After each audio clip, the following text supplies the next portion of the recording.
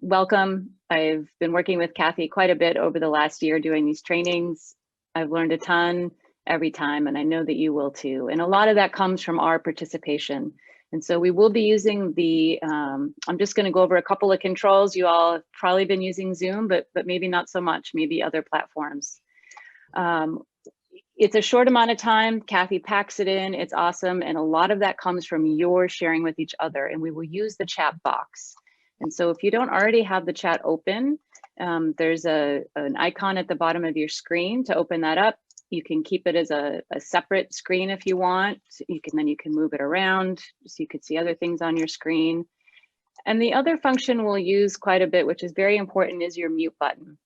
Obviously, feel free to unmute yourself when you speak, but we try to keep ourselves muted when we are speaking. There's a mute icon at the bottom of your screen. And then it'll show you on your picture a red microphone with a strikeout line showing that you are indeed muted. Also, if you hover over your own picture, you'll see a blue mute button coming up. You can use that as well, and then re-click it to unmute yourself. We can also unmute you if you're having any problems. And also, if you hover over your screen, there's three dots and a blue square. Also another option to mute yourself. And then you can also rename yourself. So if your name is showing up in a way that you prefer a nickname or something like that, you can click rename and then edit what shows, and please feel free to enter your pronouns as well if you would like. And then the other thing we'll be using, especially since we have a larger group here, which is excellent, looks like 55 of us so far, you'll see a reactions icon at the bottom of your screen. And there's an option there to raise your hand. And then you can also lower it. You could also clap for somebody, give a thumbs up, anything you want. But we will be using that quite a bit, actually. And that's, yes, thank you, Dre. And we'll be using that quite a bit because there will be interactive options during this session. And lastly, if you have any kind of tech support issues, we are super fortunate to have Dre with us on the line, and you can private message Dre in the chat. When you go into the chat, you have an opportunity to pick who you're chatting with. The top option is everyone. That's, of course, we'd love to hear from you. But if you want to directly communicate with anybody, especially Dre for technical issues, just do it there. And lastly, I want to offer that while we do have a lot of interaction, we will be using the chat. When Cathy is presenting, she's not able to see the chat. I will be monitoring that. So if you have a question, just know that Cathy won't be able to directly see it. I will see it, and we will have question and answer time at the end. So if it's something that you really want to address now, great. We'll see if we can slip it in. It's pretty fast-paced training, but otherwise know that we will address it at the end. But feel free to communicate with me, and if there's resources and tools you want to share with each other, please go ahead and do that. And otherwise, enjoy and welcome again. Thanks, Ann. So I want to make sure everybody knew that they had a handout that goes along with this. So if you have a handout, this just goes along, covers the key points that I'm going to be making today, and offers you some room to take notes as well. So to start, I would invite everybody to just take a deep breath.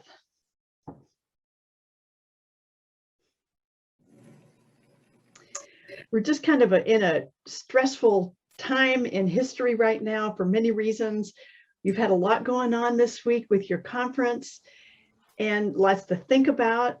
So I invite you to just give yourself the gift for the next 90 minutes of just completely bringing your full self and your full presence into this training.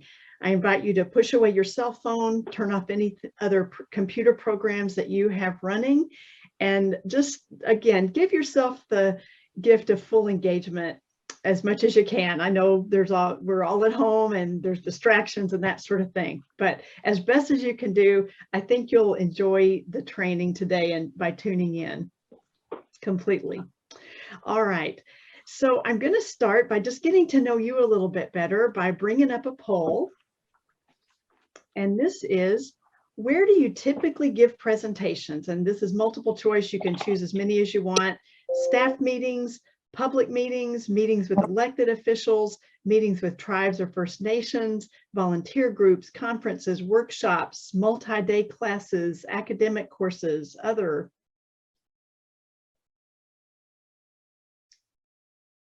All right, they're rolling in. A few more. We got lots of staff meetings, public meetings and conferences. All right, I'm going to give it just a few more seconds. So do a quick answer if you can.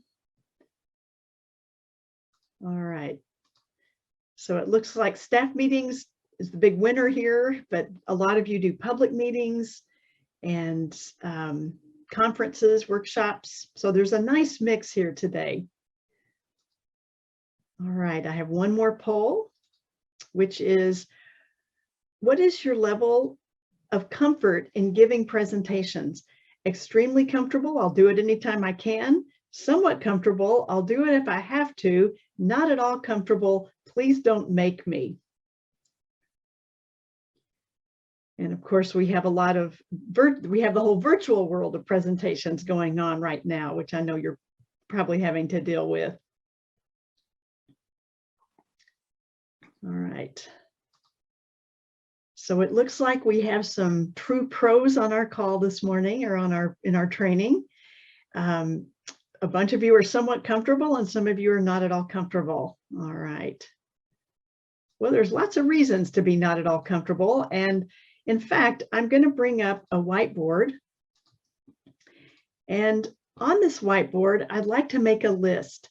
And so I invite you to raise your virtual hands, and let's make a list of challenges that you might have in making science-based presentations, particularly to a non-science-based audience, but really any type of challenges with presenting or presenting virtually.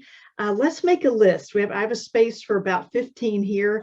So if you have some challenges, go ahead and raise your hand, and then we'll make a list, and Anne will call on you. Again, that's the virtual hand raise is in the reactions area. Kaz, go ahead, please. Understanding your audience well enough to tailor the right kind of data. Mm-hmm. Yep.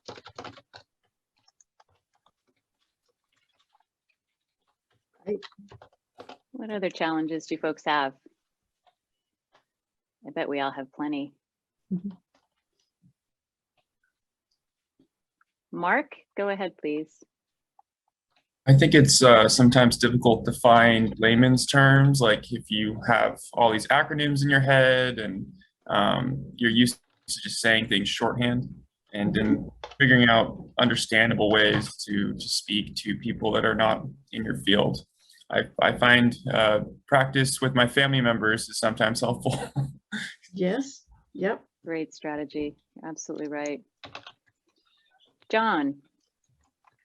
Overwhelming the audience with too much information. You want to share everything. It's overwhelming to them, perhaps. Mm-hmm.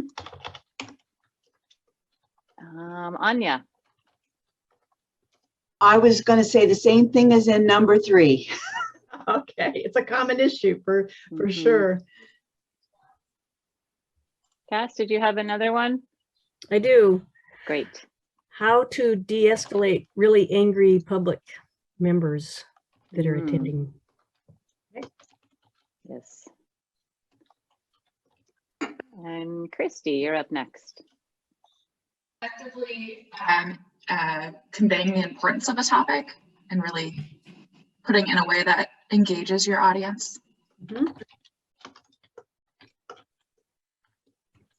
Brian, go ahead, please. Yeah, assuming the audience wants the same outcome, or the community wants the same outcome. Making the assumption. Yeah. Yep. Yeah. Yep. Thank you. And Larry, go ahead, please. Yeah, I have two. Conveying nuanced, complex ideas in a short amount of time. the audience often doesn't have much time to connect the dots. And the Yes. other one is bearing bad news or hard messages. That is a challenge. And nobody's happy on a Monday morning to have to go deliver bad news. We also have a lot of good ones coming into the chat as well. And also, please go ahead and mute yourself if you're not going to talk. Thanks for that. And Cathy, I can just read a couple of these. Okay. Because I'm going to tick back through these at the end. So this is, that's why I wanted to make kind of a public list here, because we're going to just, tick back through them at the end. So acronyms, remembering what acronyms stand for when you are so used to shorthand, and that is so true. I bet we've all had the experience of asking somebody what the acronym is, and then the person kind of, or that person is us, like, I don't remember. Yep. So yeah, do your homework. Difficulty finding common ground. When you're starting from a place of a hardened viewpoint with a group, yeah. So that kind of gets to some of the other ones, angry, public, it conveying the data and explaining why it's important. Why does it matter? Exactly, Zach. All right, maybe one or two more, and then we'll move on. Do you have any Getting different people, ones?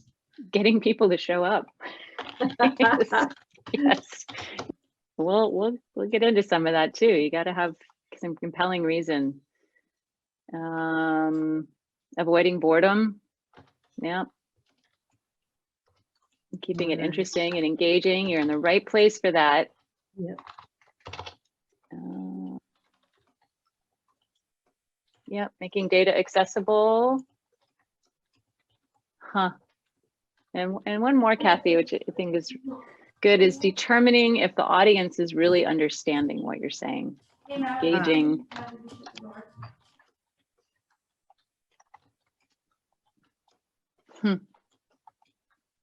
Balancing graphic and text information. That'll be my last one. These are awesome.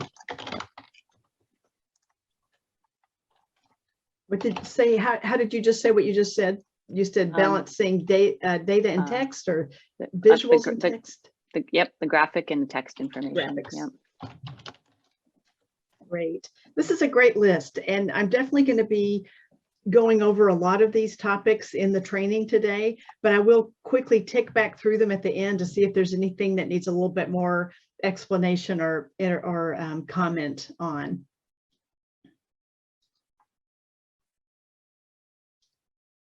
Great.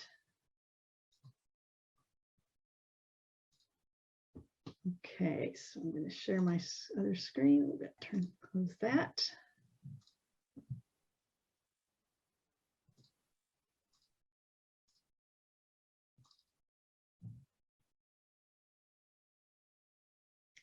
So we're going to start with two words, cognitive load.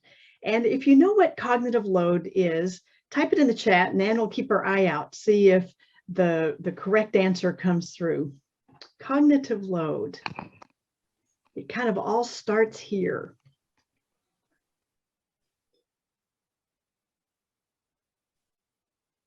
Go ahead and chat your answers. Yep. Too much information, how much a person can take in or process at once. Yeah, that's really close. It's how hard our brain has to work to learn something new. And I'm here to tell you that often we make our audiences work way too hard.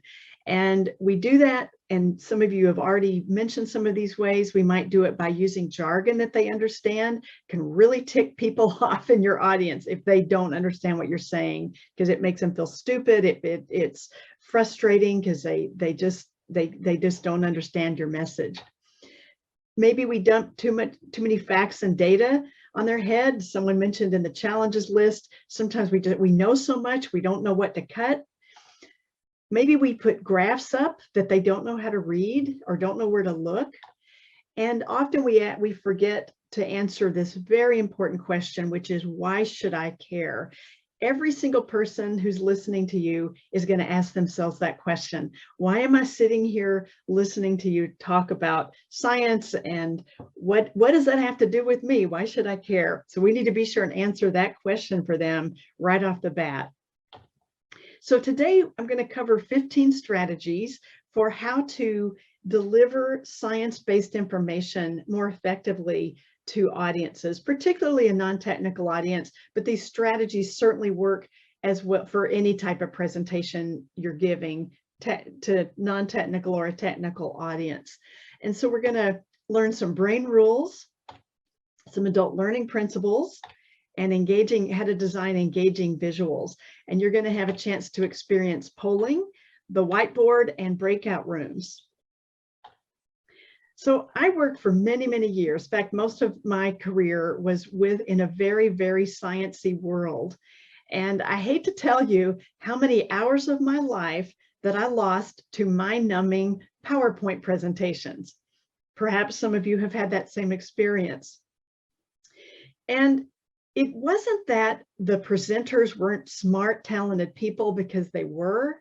It wasn't that the topics were boring topics. It was just the way that the presentations had been put together were so over my head and so unclear to me of what the main message was that I would walk out not remembering a thing that I had just heard, or even understanding a good part of it. So it was partly out of self-preservation that I went back to graduate school several years ago, and I earned a master's degree in adult learning. Now, while I was in grad school, my main focus was on learning about and developing curriculum geared toward government agency scientists and other types of scientists and people who had to communicate science, and to develop trainings around this topic that I could share with others. And I developed a 2-day class called How to Explain Science, Share Data, and Build Trust, Presentation Skills for Scientists and Public Officials. And I offered this for about 5 years through Ecology's Coastal Training Program, which is the program I started and coordinated for about 18 years. And so this class was so successful, and so many, I couldn't even keep up with the demand, that I thought, wow, there is such a huge need for this type of training, which is what gave me the confidence to, about a year and a half ago, to start my own business. And so I could do this full time.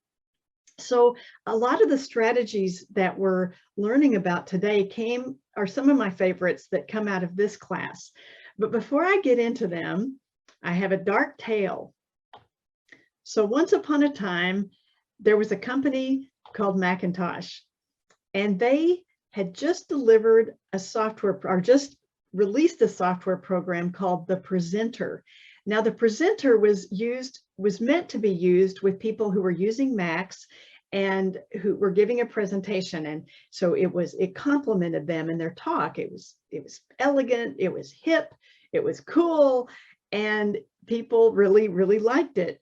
Well, about 6 months later, the Presenter was sold to Microsoft, who renamed it PowerPoint, and the world has never been the same. They brought us the concept of these templates with large titles and lots of bulleted text and cheesy clip art. So it wasn't long before a new term emerged called death by PowerPoint, because PowerPoint just wasn't being used in the best way, and it was used in a way that truly put people to sleep. Now, the reality is that PowerPoint is really still the global standard. It's used by agencies, government agencies, organizations, institutions, corporations, and it actually is quite a powerful tool if you use it correctly. But in my humble opinion, PowerPoint became and has become more about the presenter and remembering their speaking points than the listener and how they're best taking in the information. So I have another poll here for you.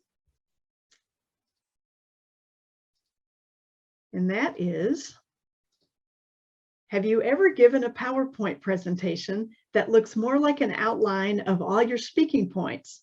Yes, no, I can neither confirm nor deny.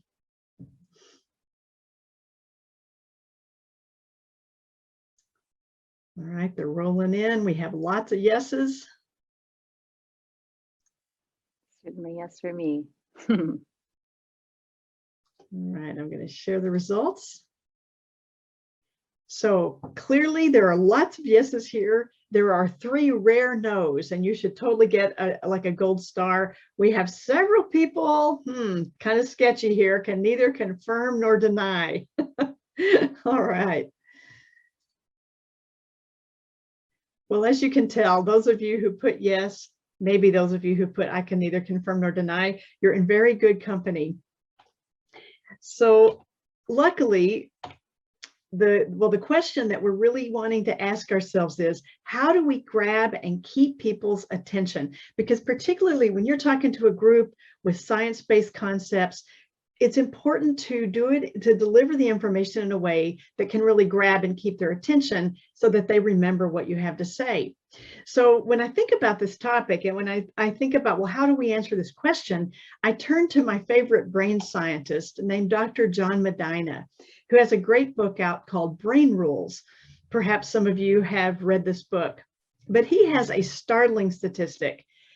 And he says that when we just are hearing someone speak or looking at, say, a slide with a lot of text on it, we only remember 10% in 3 days. 10%. I mean, that's enough to make you want to cry, especially after you've spent all this time preparing your presentation. Then for them not to remember it. Well, the good news is that he has some brain rules, and then there's some other experts that I draw upon that have some great ideas about how to raise up that percentage. So let's learn about some of those. Number 1, start with a compelling introduction. And he says your ability to create a compelling introduction may be the most important single factor in the later success of your mission. So basically what he's saying here is that if we can grab people's attention with a really compelling introduction right off the bat, they're more likely to remember what we have to say. Well, why is that? Well, the way he explains it is that the events that happen the first time we learn something new play a disproportionately greater role in helping us remember that information later. So the way I like to think about it is that we have these little portals in our brain where information is stored. But the first time we hear something, that portal is bigger. And if someone really grabs our attention, that portal is even bigger so that we remember the information more later. So we can use that as presenters. We can use this brain rule to help us grab our audience's attention. So let's look at a few examples. And these are some students I use all through my trainings. I use examples that have come out of my classes with students because there's so many good ones. So here's one. Between 2018 and 2020, your neighborhood flooded 10 times.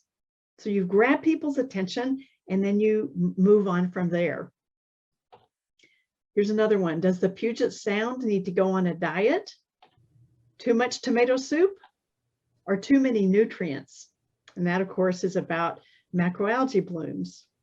Now, here's one of my favorites ever. Weird, slimy, blood-sucking, 450 million years old. What do you think I'm talking about here before I go to the next slide? Go ahead and type it in the chat.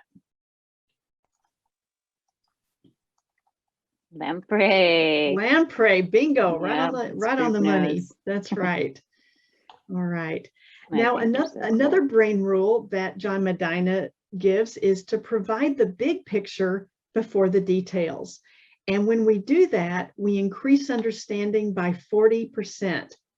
So the way I started this part of the talk was my big picture was showing this picture and going over all the ways we can cause cognitive overload in people.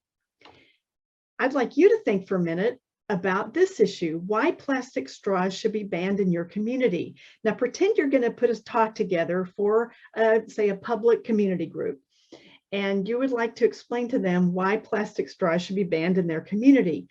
What would you do first to paint that big picture? What's the bigger global picture that then you'd set the stage first and then kind of drill down into the more specifics about your community. So think about this for a second and then type your ideas in the chat of how you would paint the big picture about the issue of plastics, single-use plastic straws.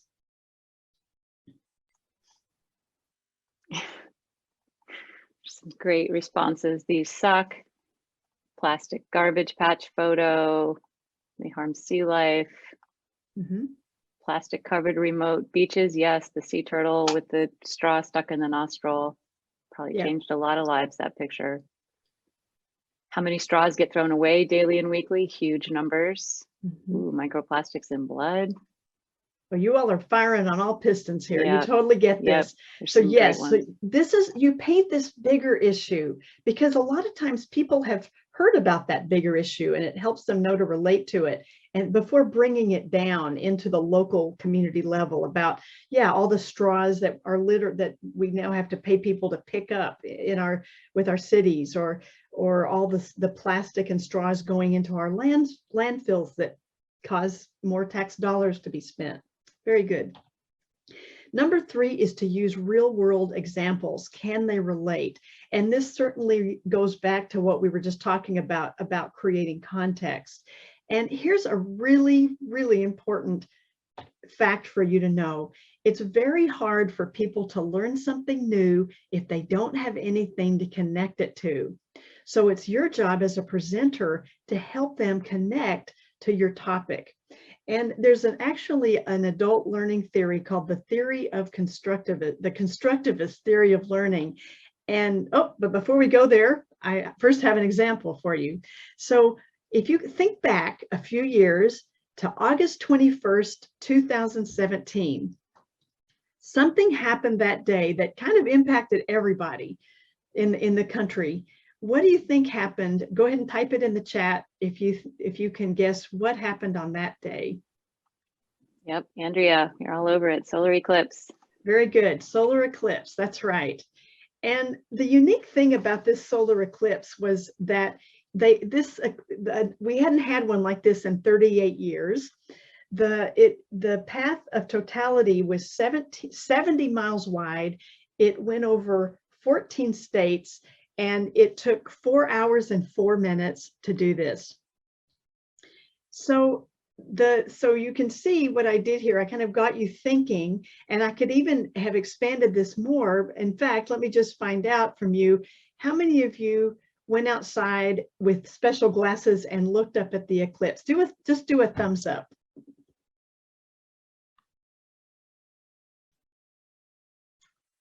Probably lots of thumbs. All right. So, Yep. So you can see what I've done here. I've kind of helped you connect with this topic as I explain some of the facts about the solar eclipse. And so this method is called the constructivist theory of learning. And I think of it like laying a brick wall. You're basically laying a foundation that they can lay their prior knowledge on, and then you add more information on top of that. So I first had you think about that date and the eclipse, and then ask about did you go outside and look at the sky? And so we help trigger people's prior knowledge by asking questions, by referring to their work, by making a connection to an experience. And then once they're going, yeah, I get this topic and how it relates to me, it's going to stick in their brains way better when you now add the additional information. Another brain rule that John Medina talks about is to trigger emotions. And there's a couple different ways that you can do that. One way is with stories. So Mr. and Mrs. Park own a dry cleaning business in Seattle that they've run for over 33 years. And for many years, Mrs. Park would go home at the end of the day and feel dizzy and lightheaded. She had headaches. She couldn't think clearly. Well, a couple of years ago, they installed a professional wet cleaning system and took out the old dry cleaning machines. And now she goes home at the end of the day and she feels great. So you would tell that story before getting into the details of all the reasons why these chemicals are so hazardous that go along with dry cleaning. Now, another type of story that you can tell to help you connect personally with your audience is maybe show a picture from your childhood of how you got interested in your topic, or show yourself out in the field doing field work, or something that helps make you personal and human for your audience. Because you may have experienced this when you're working with community groups, particularly community groups maybe who aren't around scientists that much, and they kind of think you're in a really different place than they are. This helps them get into their heart space where they're even more receptive into taking in information. Another way that he talks about triggering emotion is to use large images, use photographs.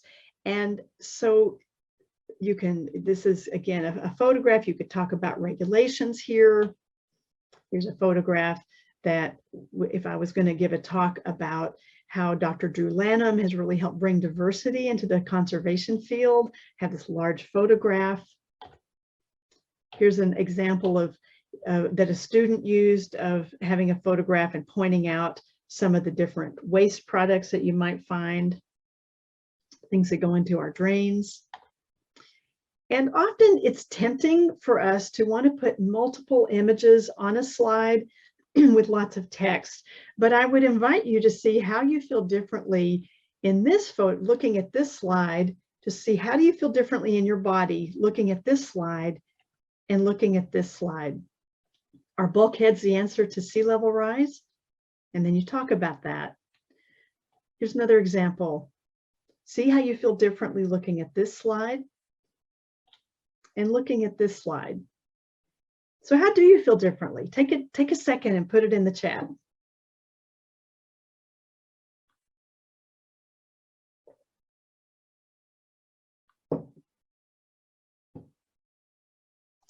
Yep. More wow factor, not knowing where to focus my eyes. Yep.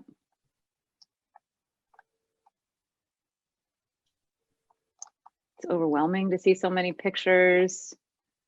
Someone can really put themselves in the picture to see one big shot. Bingo, exactly. Yep. All these things you're saying are absolutely right. You know, here's the thing. People, when you have a small image on a screen, it's like people are just sort of looking at the picture, but there's a distance. But when you blow up the image and make it go off, bleed off the sides, it sort of makes you feel like you're immersed in the experience. And what better way to engage your audience than helping them feel like they're in the image, they're part of the experience. Now, Dr. John Medina says that using photographs with your presentation is a superior way to help people remember what you're talking about. So you'll remember his startling statistic about 10% is usually all we remember. Well, he says that if you use a photograph, and many other experts would say make that photograph large and bleed it off the edge, you will increase that percentage to 65%. 65%. Now, I really want you to take this in, because this is one of the simplest things we can do as presenters to help our audience connect with our information. Now, of course, these photos have to be appropriate and relevant to what your content is. It's not just putting a pretty image up, but it's actually having something that really exhibits what you're talking about.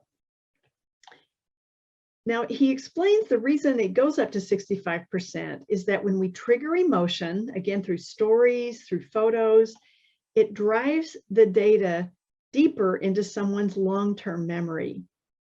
Now, he also says that our short-term memory is in our prefrontal cortex, and the prefrontal cortex can only hold like 7 to 9 bits of information at any one time.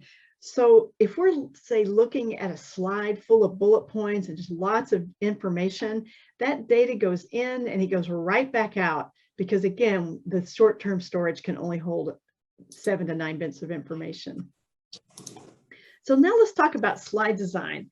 And slide design, while it doesn't directly relate to science, it is very important in keeping people engaged and helping understand the content. We've talked already a little bit about slide design as far as using large images, but let's look at some other ideas here. I'd like to turn to another guru of mine named Gar Reynolds, who has 2 books I really love, Presentation Zen and Presentation Zen Design. And he has some great ideas, and these are beautiful books, just beautiful photographs, and he really displays what he's talking about. He travels all over the world teaching people about how to make better presentations. And one thing he says is that we, especially as scientists, we have an impulse to want to put every important thing in our presentation. And one of you mentioned this on the challenges list. And we do this because, you know, we know a lot about our topic. It's hard. We feel like it's all important. We want our audience to know. And so what he says is when we do this, that we tend to just do a data dump on their heads, and that just causes them to shut down and not remember anything. And he says that when we design a slide with a lot of text, we end up with what's called a slidument. It's not really a slide, it's not really a document, it's a slidument, and it's not effective. So let's look at some examples of sliduments. There's one, there's one, here's one. So here's the truth about text, scientifically proven, and that is, it is impossible for people to be listening to what the presenter's saying and reading a lot of text on the slide at the same time. And if you as the presenter if you're paraphrasing the text, it's even harder for your audience to take in what you're saying, because now they're having to work twice as hard. And Dr. Medina says that our brains are sequential processors. And so we really are we can do it fast, but we're only processing one thing at a time. Now, he has some ideas about this. And one thing he says is it's important to just have one concept per slide.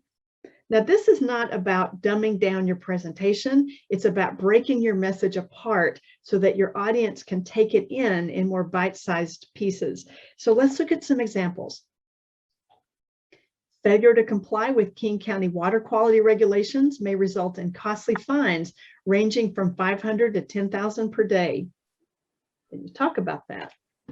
In 2018, the Swinomish tribe welcomed over 100 family canoes in the tribal canoe journey. Non-native eelgrass is increasing faster than native eelgrass. And then you talk about that. Now, you may be asking yourself, now is what she's saying is that I should have a lot more slides and go quickly? Yes, that's exactly what I'm saying. A lot more slides and you just move through them more quickly. And the reason why this is such a, I have found to be such a good way of giving a presentation is that if you don't have to remember so much as the presenter, first of all, when you have one concept per slide, so you can just talk to your slide versus reading a lot of text and having to remember so much to say. The other thing is it just makes it so much more interesting for your audience. And people these days have shorter attention spans. So it'll move you right along. And in a way, it's kind of a sneaky way to have your talking points, but you just have a lot less text and you have more visual cues to help you remember what to say. So Gar Reynolds says it's sort of the trifecta of perfection here when you have a presentation is you have your slides, you have any notes, any special notes that you might have. Sometimes I'll print out part of my presentation and write some little penciled notes if I'm bumpy over a few slides, and I'll just look down as a reminder. And then he says the third thing that you want to have is a key point handout. And that's what went along with my workshop today, was this handout. And I have here that key point handouts will set you free for many reasons. The big reason is that you can rest assured that your audience has the key points that you want to make, and it frees you up to design the slides in a way that work best for your audience in a visual way. And I just want to say this is very different. These key point handouts are very different than just a handout that you leave behind after your presentation. This is like this is a working document that goes right along. It follows real simply, simple points that follow right along with your presentation and allow people to take notes. Now let's talk a little bit about displaying data, because I know a lot of you work with data, and there are just some tricks of some different ways to do that. So now, best practice number 7 is use the appropriate type of graph or not. Simple text can be effective for showcasing one number. Sometimes you don't need to let people know your whole process to get to that number. Sometimes your audience just wants to know the number. For instance, Chinook salmon are at 4% of historic levels.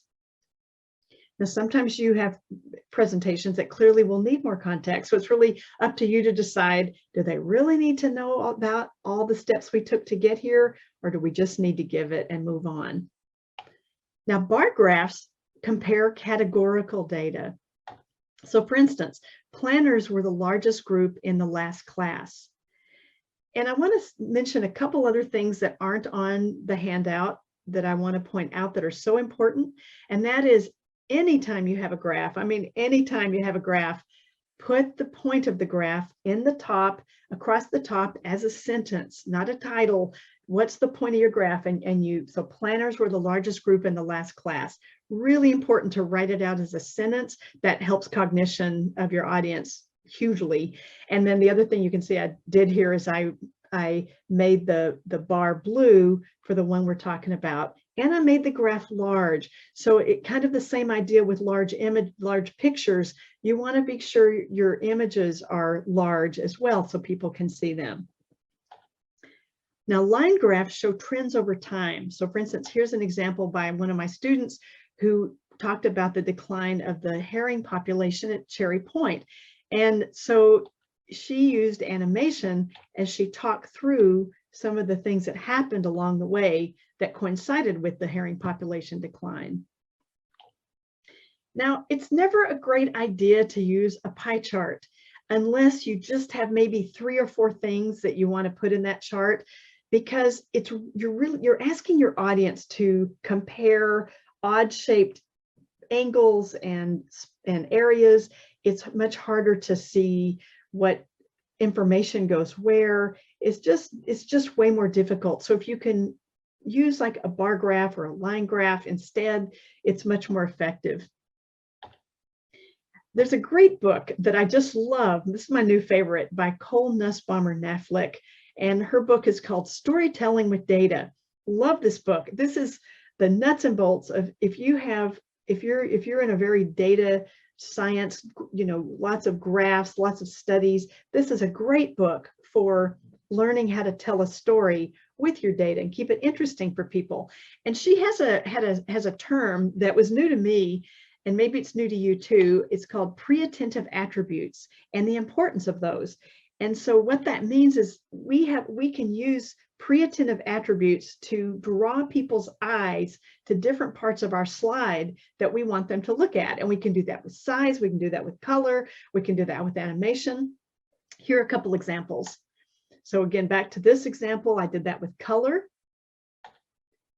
In this one, did it with a red line and putting a box around the increase. You can point out where spills are using like circles or you can use arrows or circles or animation over your photo.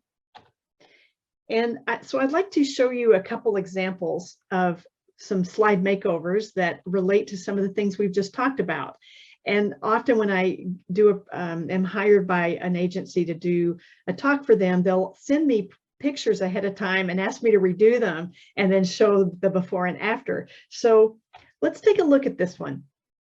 So first of all, take a look at this. And if you think about, if you were presenting geology to a non-technical group of people, what's wrong with this slide? Go ahead and type it in the chat. What's wrong with this slide?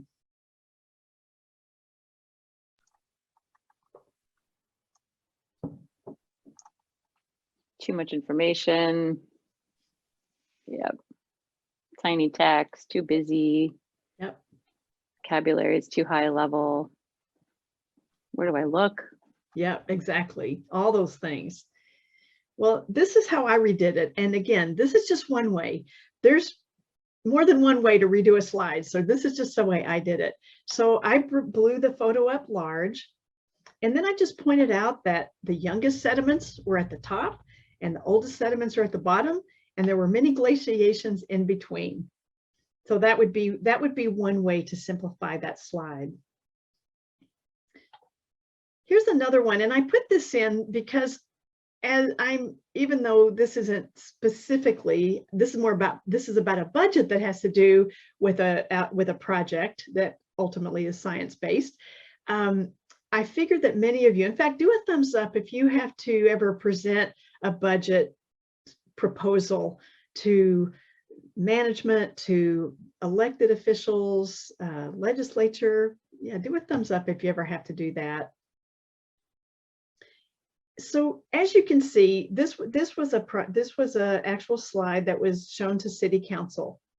And as you can see, there is a lot going on here. And so it'd be real easy for the City Council members to sort of space out and lose you on this. So this is just, again, a way I would suggest redoing this slide. First of all, I would show the image of Wyatt Way, which is the area that they're going to be doing the work. And then I would bring in just, again, a couple of the points about what's wrong with the current estimate. And then I would bring in the specific points of the budget one at a time, so that here's the total general fund amendment, and then talk through each of those other points until you get to the end. But that's a way to feed the information in more bite-sized pieces to your audience so that they can take it in.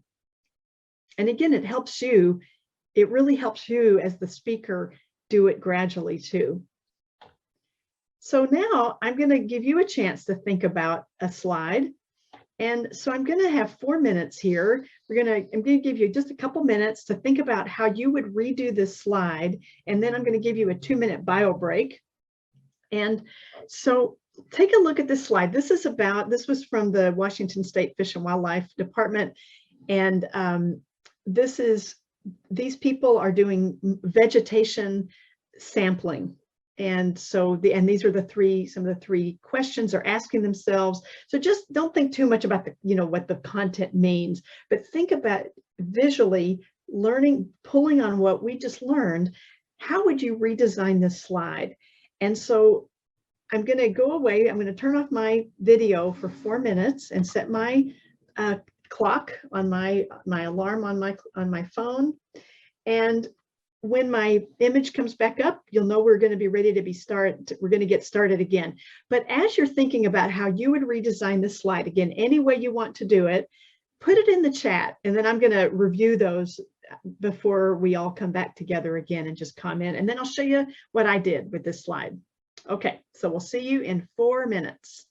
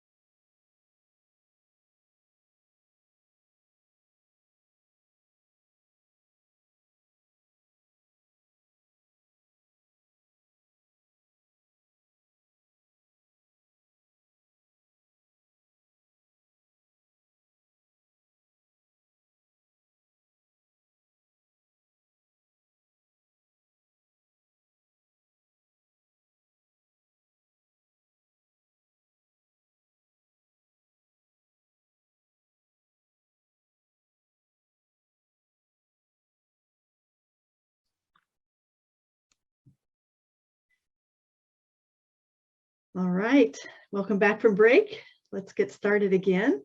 So reading through some of your comments in the chat, it looks like all of you had great ideas here. Many of you had ideas about blowing up the images larger, filling out the picture, bringing in a little bit of text, telling a story. Those were good ideas. So this is how I did it. And again, this is just one way to do it. So like many of you suggested, I blew that image up, especially that first one was a really good image. And then I just would, if I was presenting to like explaining to people how to do this, I would just bring up the different questions like this, just right over the photo. All right, great. So now let's talk about maps. If you use a map in your presentations, go ahead and do a thumbs up if you ever use a map.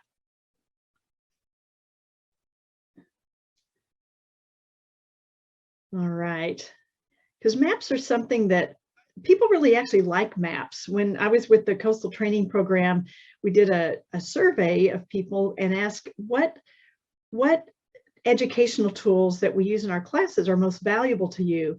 And number one was photographs and number two was maps. But there's some tricks about using a map that helps people know where they are in space. And that is to start with the bigger picture. It's kind of like when you paint that bigger picture at the beginning of your presentation. It's kind of like the same way with maps as well. You start with the bigger picture, so like all of Washington State, and then you drill down a little closer, and then you drill down even closer. And that, again, it helps you take people along with you so they know where they are in space. Best practice number 10 is to be one with your slide. And this gets back to that issue of people having a hard time listening to you speak and reading a lot of text on your slide at the same time. And so I know that, as you can tell, I'm not a fan of using a ton of text, but sometimes you have to use more text. But there's a trick to do this to keep people with you. Okay, so let's pretend we're going to give a presentation. And we're saying, so what are FEMA's recommendations for protecting your property from floods? Number one, purchase flood insurance. Number two, avoid building in a floodplain unless you elevate and reinforce your home. Number three, elevate the furnace, water heater, and electric panel if susceptible to flooding. And today we're going to talk about number one. So you can see what I did here. I used animation and read right along with you so that I stay one with my slide and you stay one with what I'm talking about here. And so I brought the points in one at a time. I bolded the words that were important, again, just to help that cognition. And I also made them did an accent color on them. And I want to make a comment about the accent color. That is a great way for you to get your branding colors in, because I really recommend, and I'll talk about this more in a minute, about starting with a blank white screen and using black text and then accent colors. But this is a great way. It's just kind of a subtle way for you to incorporate your agency's branding colors. And then the other thing I did is I used one of those pre-attentive attributes and put a red circle around number one. Now I want to say a thing here about numbering. Sometimes you'll never find a bullet point in one of my slides because really they're not necessary, and I probably have such a visceral reaction to them at this point that I don't use them. But sometimes things, if it makes sense for things to be numerically numbered, then that's fine. And I also want to say one more thing, because some of you may be thinking, well, I thought that we as speakers we weren't supposed to read our slides. Well, I hope you can see the difference between kind of the old school way of, slides and slides of bullets and bullets and bullets, and then the presenter reading their whole presentation. That is not what I'm talking about. This is when you do need to use text, read along with your audience, but only on those particular slides.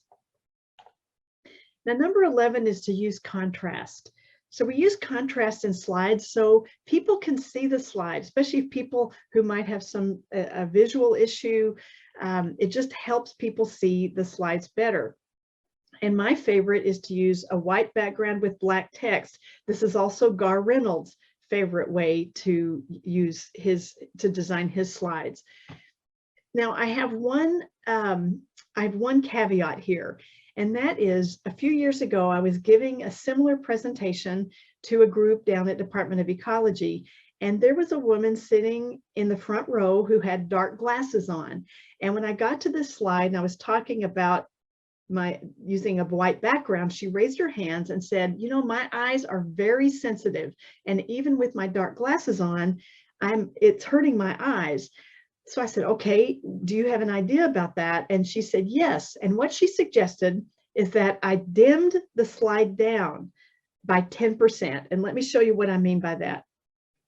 So basically, let's pretend we're looking at PowerPoint and we're on the Design tab. And then we go over to where it says Format Background. And then you drop down to Color, which would be white. And then right below that is 10%. And so when you put 10% in, it automatically makes all your slides just a little bit dimmer. And I have been doing that ever since. It was a great trick. You never want to put red on green. Why is that? Go ahead and type in the chat if you know why you would never put red on green or green on red. Yep, colorblindness. Yep, if someone's colorblind, they couldn't see it.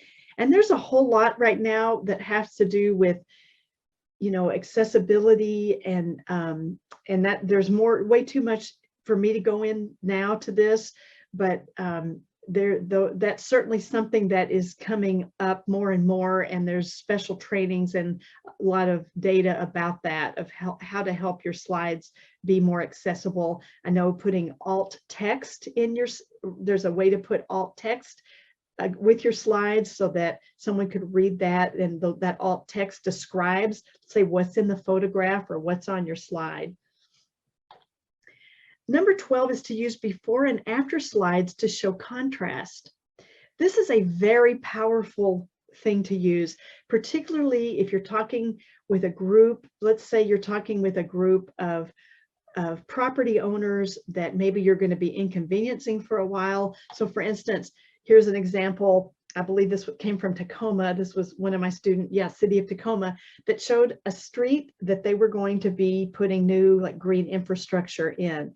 And so if you can find a similar project to what you're going to be doing within that neighborhood, to show them the before and then the after, to help your audience catch a vision of where you're going and why they are going to be greatly inconvenienced for the next 6 months.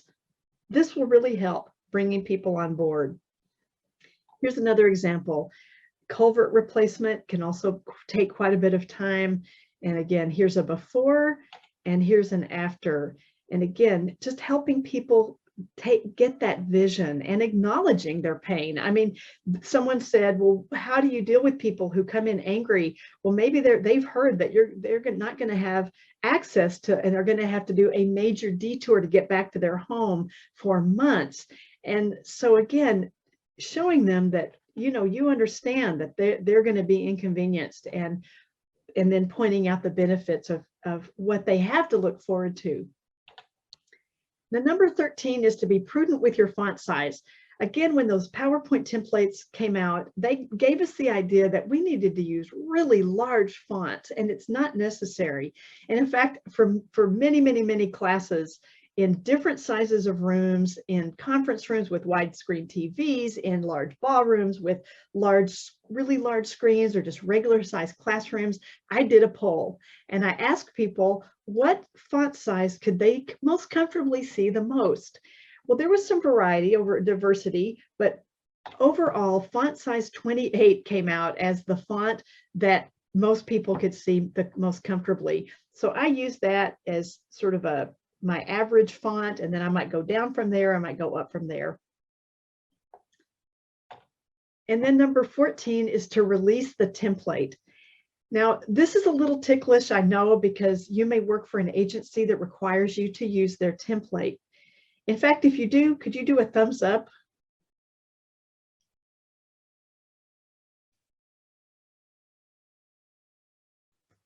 Are you seeing a lot of thumbs, Ann? Yep, there's some folks for sure. Okay, so here's the problem with templates. They take up a lot of real estate, first of all. And we've talked this whole time about the importance of being able to, have a large image or create a slide that is interesting to people. But so they're important to have maybe the first slide, maybe your last slide, but everything in between, I would recommend starting with a blank slide and going from there. Because here's the other thing, and here's some brain science for you. Our brains are hardwired to notice difference. And so if, say, we're watching a presentation and it looks the same, it's the same look over and slide after slide after slide after slide, we eventually just sort of get bored, we close down, we tune out. So again, it's important to brand your agency, but again, do it at the beginning and the end and leave the middle blank. All right, number 15, which is well, I'm going to have a bonus one actually, but number 15 is to save your PowerPoint as a PowerPoint show so that it opens in slideshow view. This is a really great trick that I really didn't even know until just a few years ago. And that is, after you've done all the editing you need to do, you do a save as, and you save your presentation as a PowerPoint show. And that way, when you open it, like I did earlier, it just opens right up to your first slide. And that way people don't see your slides that are coming. You don't have to mess around and find the icon to start off your show. So it makes it really easy. And then I have a bonus, and that one is be inclusive. When you're thinking about putting your presentation together, be inclusive, because you are likely going to have a really diverse audience listening to you, and you want everybody to feel safe. You want everyone to feel welcomed. And so there's some different ways to do that. You can show diversity in your slides, include your personal pronouns, use gender inclusive language like humankind instead of mankind.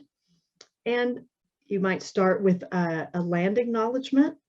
And so those are just some things to think about as well to help people feel included.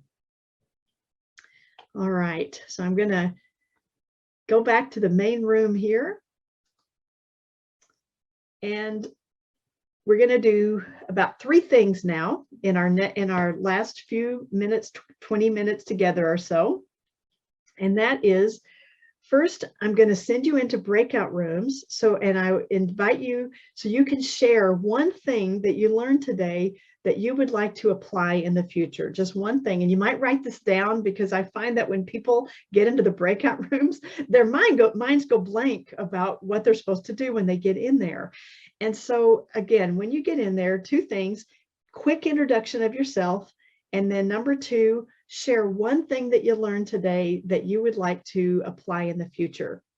Then when we come back from that, I'm going to quickly tick through the challenges and then open it up for questions.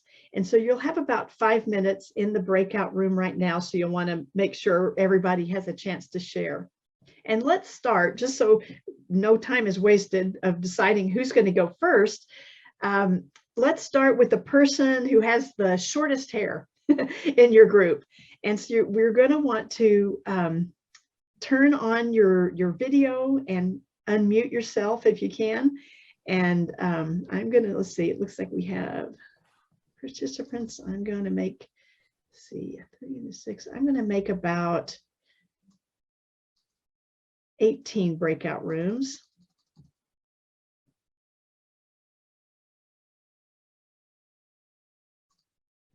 Okay, so I'm going to assign this automatically. And so please, I'm going to open the rooms and give you all about 5 minutes. And so go ahead and join your room by clicking join. You may need to go down to the breakout room icon if you can't, if something doesn't pop up on your screen. See you soon.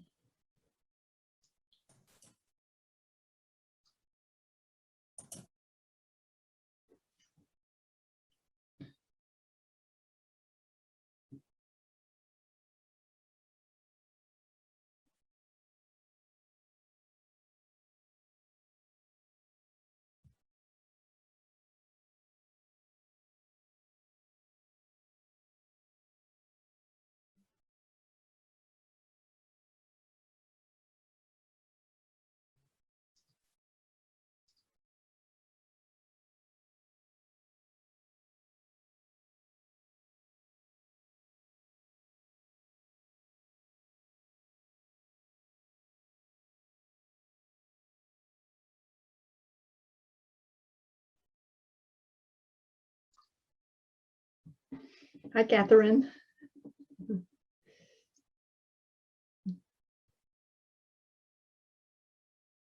Looks like, Catherine, it looks like you're in your actual office.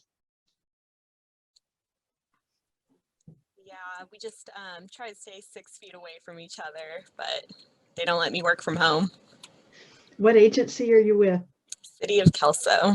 Oh, okay. All right. Yeah. Hi, Heather. Hi, Andrea. Hi, Chris. Have you all enjoyed the conference this week? Yeah, definitely. Great. Looks like there were a lot of good sessions. All right. Welcome back, everybody. People are coming back. All right. Great. All right. So now what I'm going to do is I'm going to share the screen and I'm going to bring that whiteboard back up. And what I'm going to do is just quickly run through this, and I'll check off the ones that I feel like we've covered, and I'll add to it if there's any we haven't covered. So understand the audience well enough to tailor the data. Very important. That is, I'd say, get the most information you can about your audience before you design your presentation. Really look through it to find those lay people's terms. Look at your acronyms, jargon, and if there is an acronym I think acronyms are tough, because even though you say to people what an acronym is, they're still gonna, unless it's people in your field, I would say just don't even use acronyms, because people are having to think about those acronyms. And if there's any jargon or a technical term that's so important for people to know, go ahead and define it and make sure people understand it.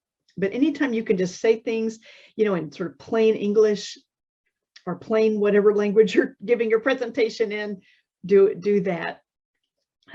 We've talked about how easy it is to overwhelm the audience with too much information. Being really crystal clear on your key message that you want to get across is a great way to help get rid of clutter and too much information. So again, figure out what your key message is that you want to impart, and then have the rest of your presentation support that. How to de-escalate really angry members of the public. You know, that goes, I would say, a couple things, and that's a tricky one, I know, but part of it is letting them know you understand how they feel, understand, you know, let them know that you realize they're being inconvenienced, or give them a chance to get out what their list of concerns and challenges, so they see you hear them. You know, make a list of it. If you're on a virtual meeting, put them on a whiteboard like what we did here with challenges. And also the other way is to how those methods of how you start your presentation, grabbing their attention at the beginning, explaining the big picture so they're right with you. And people will get angrier. I'm telling you, they will get angrier. And you've probably experienced this if you're talking in a way they can't understand. So conveying the importance of a topic in a way that engages an audience. So we've talked a lot about audience engagement today, asking questions, asking people to raise their hands, doing an exercise, assuming the community wants the same outcome. That's a really good point. I'm a big believer in needs assessments.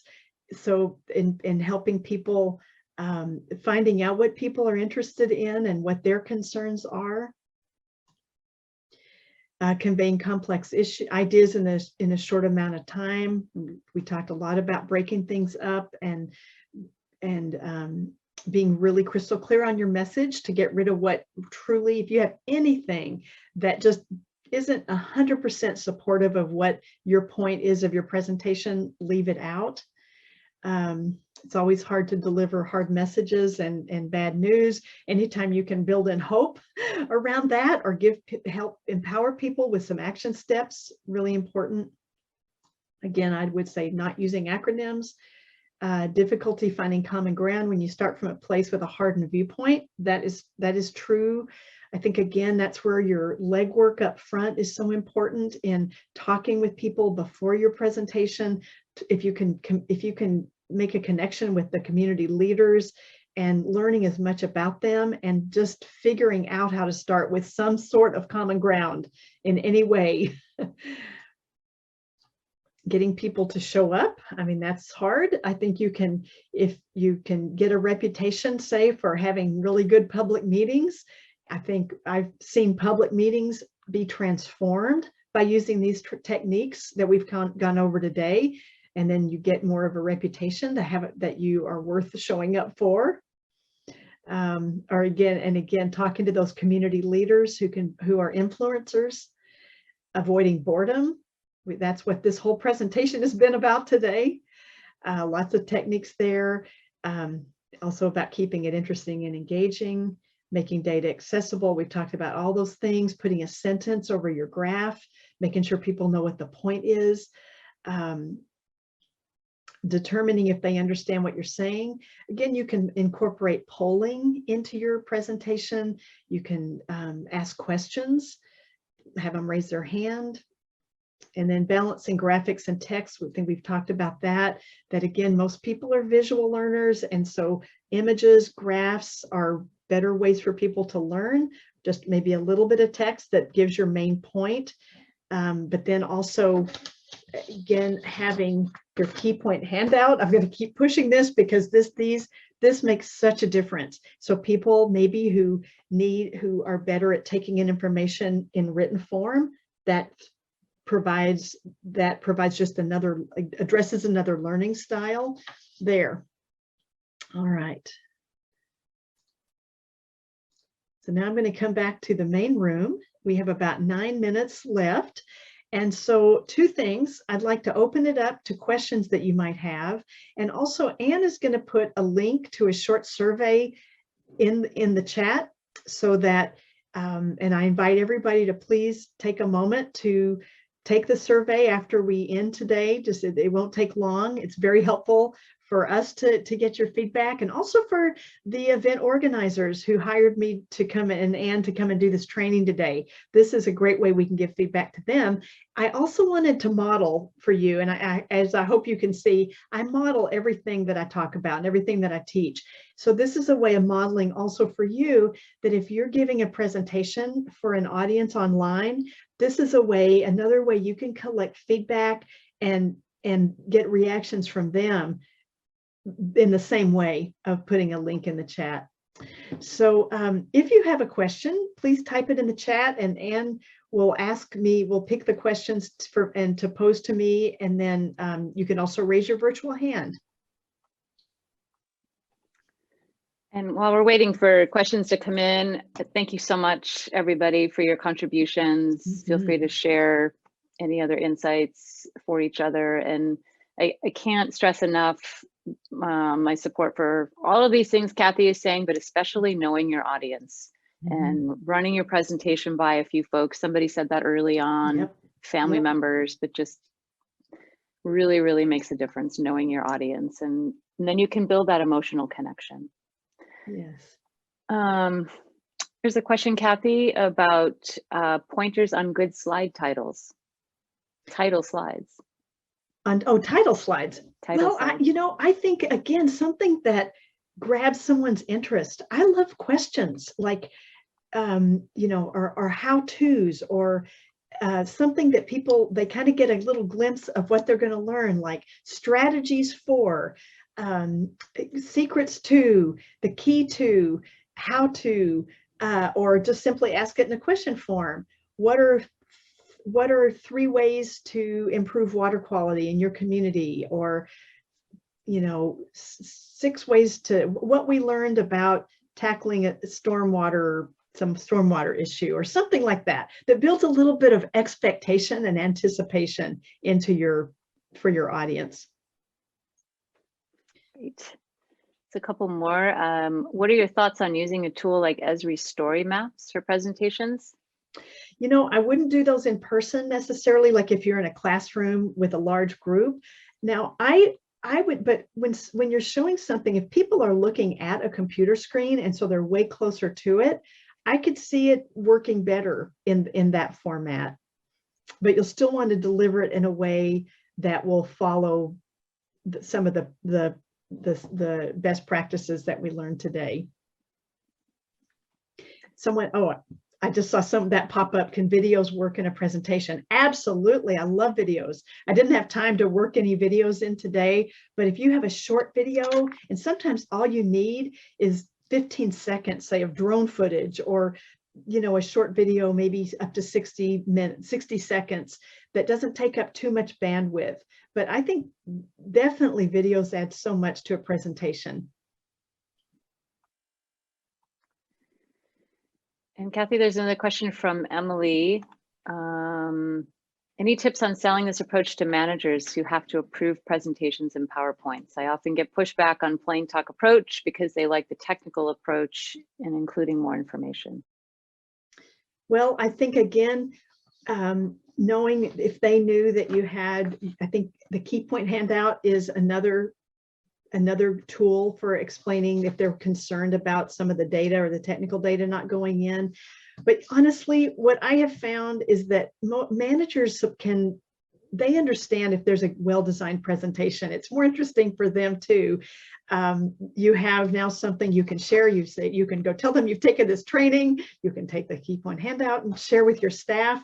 I think I have lots of people who take my other trainings that I offer around like this. I offer this through agencies or through the Coastal Training Program.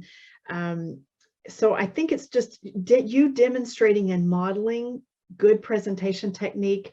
Because I know, I used to work with a lot of scientists down in ecology in Padilla Bay Reserve. And there were so many times when they would come back from conferences going, oh gosh, there were so many bad presentations. So, people, scientists, managers, they know. Brain science affects everybody. Yes. Just one more question, Cathy, about commenting on a key point sheet versus a slideshow pages printout that has lines for notes. What I found, and believe me, we did that for years in the Coastal Training Program. We print out all the instructors' PowerPoint handouts with notes, place to take notes. And while people said they liked that, ultimately they liked this way better because it was more succinct. They don't have to go back and wade through so many notes. It's all there, the main important points. And also it wasted so much paper when we did it that way.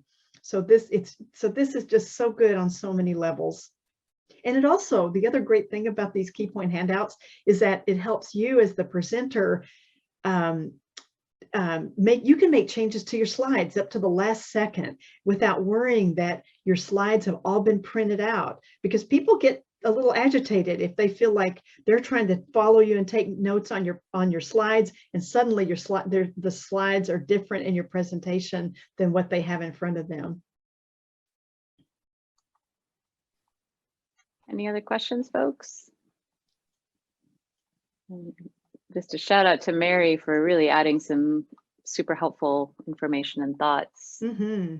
Yeah, Mary, great to see your comments. Mary's awesome. She's a real ambassador in the whole science communication realm, and I've loved working with Mary. So yes, thank you, Mary. I appreciate that link, Mary. And Christy is just also giving a shout out to you, Cathy. Fantastic. Thank you, Christy. That's great. Yeah, it makes a difference. It really does. And so I encourage you to try some of these techniques. And thank you again for being such an awesome group today and being so engaged. And so I'm going to invite Ann to put that link in the chat one more time and give you a couple minutes here at the end to fill that out. So thank you so much. And oh, someone said they have a problem wrapping up a presentation.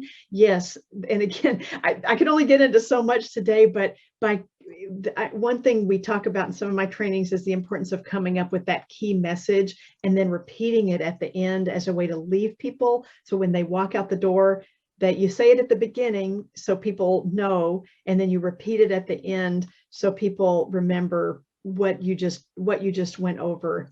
And just, or what that one succinct key message is that they should walk out the room knowing. Great question. All right, well, have a wonderful rest of your day today, and I'll look forward to maybe seeing you in some future trainings. I just put the chat in one more time. You just want to click on that and it should open up in another page if you haven't done that. Thanks so Yeah. much, everybody. Take good care and happy Yeah. spring. Yeah, and thank you to Dre for being on the training today to troubleshoot any issues, and thank you to Anne for co-hosting, and thanks again to Lori Larson and the other organizers for hosting this training.